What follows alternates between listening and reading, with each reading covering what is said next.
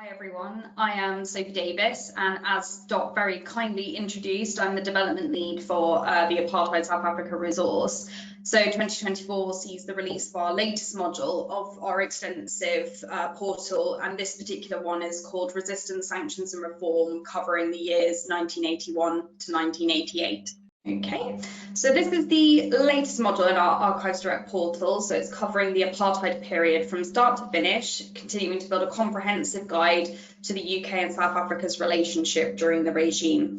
So this is actually the first of two modules, which continues the story of the end of the apartheid era in Southern Africa. And this is sourced exclusively from the National Archives that is based in the UK. So it's also the first resource to be released on the Archive Direct resources under its separate stream. So following on from our last module in 1980, this covers the start of the latter years of the apartheid regime, and this is through the lens of British government files from 81 to 88.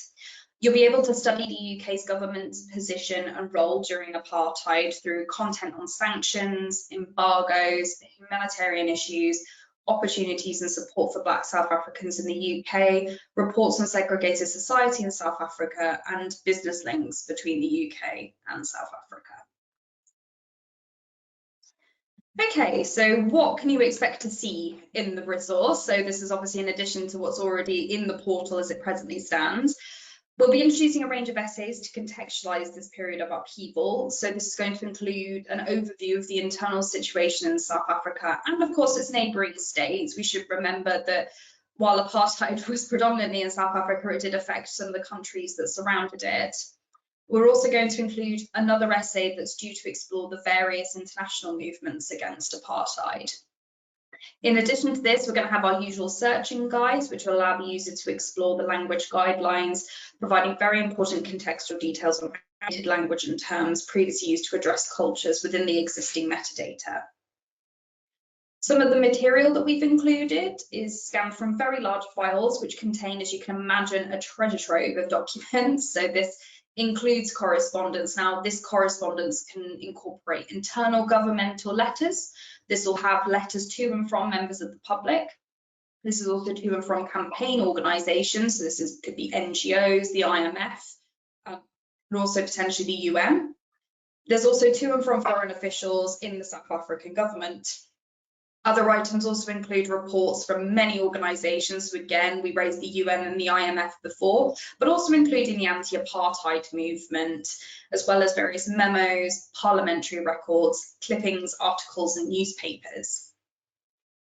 Now, I've given you a taste of some of the key themes here, but let's just break them down. So the crisis in the South African economy, of course, the formation in 1982 of the Conservative Party, which is very much to the right of the ruling National Party, and an electoral threat.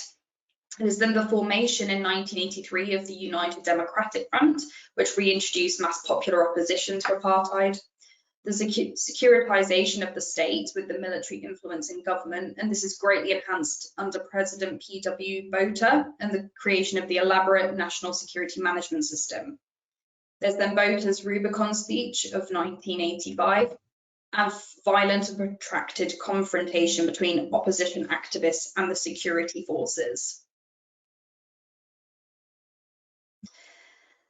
So let's have a look at some of the highlights and narratives that we can present to you. And I think this first one is the most exciting, and the reason that this is finally arriving actually in addition to the three modules that previously exist for this. So one, the National Archives have recently released documents, which is why we're only able to produce this now. And this is a really exciting offering to everyone because this is the first time researchers will be able to access this material. They've very unlikely not been able to access this in the archive before. And within these newly released files, users will be able to explore international sanctions that the formal end of apartheid was achieved through, through various internal economic pressure and diplomacy. There's significant value in a project which offers an angle of international diplomacy, and this earlier module focuses on sanctions and exploring the various countries' approaches to these sanctions. Now, part of this is seen through activist and grassroots group activity. Now, we obviously should be transparent. Of course, this is British government documents, and there is a limitation in the viewpoints that are available to us. But we should highlight that these documents contain ephemeral material and plenty of correspondence from activist groups, such as the anti-apartheid movement that I raised earlier, and also particularly from correspondence from members of the British public. And I think this can be used to gain a really important insight into the grassroots work and on wider public opinion of apartheid in the UK. The letters from the public are particularly insightful. I think you can see there's a picture here that I think has come from children in primary schools that would, you know, send this towards Margaret Thatcher at the time. And I think looking at their opinions and the mass public support for economic sanctions, and this is really interesting when we then look at that to Thatcher's documents. Now, of course, the major collection within this module is the Foreign and Commonwealth Office, the Southern African Department. This is collection FCO 105. And the primary focus during this period for the department was apartheid. The department recorded correspondence between government ministers, foreign officials, international bodies, anti-apartheid political and grassroots groups, and members of the public on various matters of apartheid. The content includes things such as the UN trade and arms embargo and sanctions, the expulsion of South Africa from international organisations, South Africans seeking political asylum in the UK, and anti-apartheid and liberation movements in South Africa, as well as assistance to British subjects in South Africa. Also looks at the South African economy and business and education, and UN General Assembly sessions on the matter, and various policies towards South Africa. And in addition to this, the material look at Botswana, Lesotho, Malawi, Namibia, and Swaziland. So, of course, as we raised earlier, it's important to note it wasn't just South Africa itself that was affected. And this sits well alongside selective items we're taking from smaller collections. And one of these is Prem 19, the Prime Minister's Office. So this covers Thatcher's perspective on ongoing sanctions. Now, the UK's role was obviously quite interesting here, as Thatcher was opposed to apartheid, but also resisted sanctions for reasons of economic liberalism. So this means the perspective offered from the British government files is incredibly and highly valuable to the subject area.